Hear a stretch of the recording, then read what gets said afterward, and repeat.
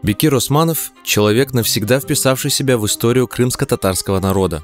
Героический и отважный партизан и разведчик, диссидент, один из начинателей национального движения крымских татар, пользовавшийся безграничным уважением народа. Бекир Османов родился 22 марта 1911 года в селе Бююк-Озенбаш. Окончив сельхозшколу Чаир в Ялте, затем табаководческий техникум и сельскохозяйственный институт в Акмесджите, получил профессию агронома. Женился на сокурснице Марии Гущинской. Они стали родителями 2 детей. Бекир ага работал в Никитском ботаническом саду. Война перечеркнула все.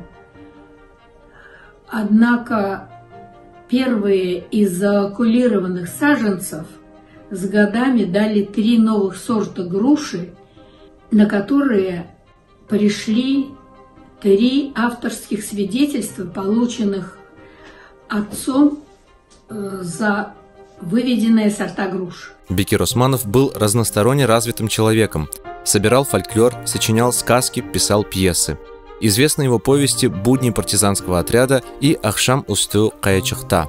По состоянию здоровья Османов не был призван в армию и ушел в партизаны, воевал в разведке. Знание всех подробностей горных склонов, всех обрывов, ущелий и потайных мест позволяло отцу выводить партизанский отряд из различных сложных ситуаций, из ловушек, устраиваемых фашистами. Над вертикальным обрывом по какой-то определенной тонкой, неожиданно появившейся за кустом расщелины, они переходили совсем в другие части гор, и немцы оставались ни с чем. Фашисты распространяли листовки, разбрасывая их с самолетов. За поимку моего отца предлагалось 100 000 марок. Османова неоднократно пытались дискредитировать. В книге Ильи Вергасова «В горах Таврии» он изображен немецким шпионом. Позднее Бекир ага сам внес правки в книгу, и после общественного возмущения она была исправлена и переиздана. Бекир ага ценил и уважал командир Севастопольского партизанского отряда Митрофан Зинченко. Они неоднократно встречались и после войны. Участие самого отца в операции по эвакуации из Севастополя советского партийного актива со всей документацией за эту операцию, успешно завершенную, отец был награжден медалью за оборону Севастополя. После войны Бекир Османов был назначен замнаркома земледелия Крыма. Он отправил вызов семье, которая во время войны находилась в эвакуации, но встретиться в Крыму им помешала депортация крымских татар.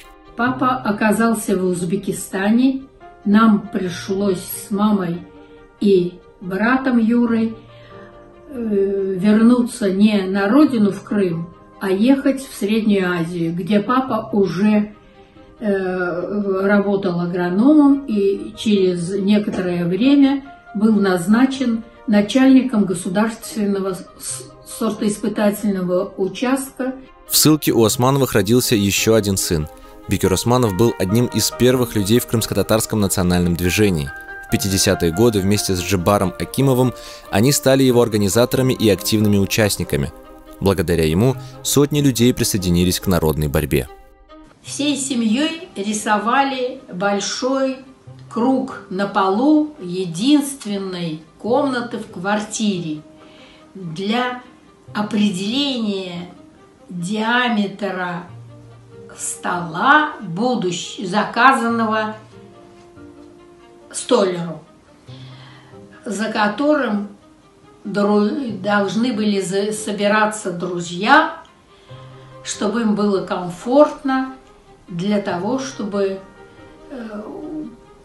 решать, как найти выход из жуткого положения после депортации. И представители народа обращались к руководящим органам партии и правительства с вопросом о необходимости принятия постановления об организованном возвращении крымских татар на родину в Крым. В 1970-е годы Бекир Османов вместе со своим сыном, активистом национального движения Юрием Османовым, организовал самоперепись народа, в результате которой было установлено, что из Крыма депортировали вдвое больше крымских татар, чем заявляли власти.